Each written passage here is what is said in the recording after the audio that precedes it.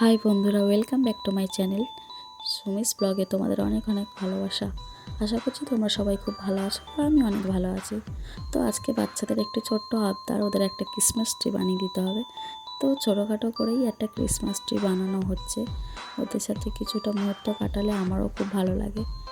আর এই ঠান্ডার সময় তো একদম গলা টলা বসে গেছে, তাই আওয়াজ ঠিকঠাক ক্লিয়ারও আসছে না। তো তোমরা সবাই খুব ভালো আছো আশা করছি। আর তোমাদের ঘরে কারা কারা এরকম ছোট্ট ছোট্ট সদস্য এরকমভাবে জেদ আবদার ওদের বায়না তোমাদের কাছে বলে, সেটাও আমাকে জানিও।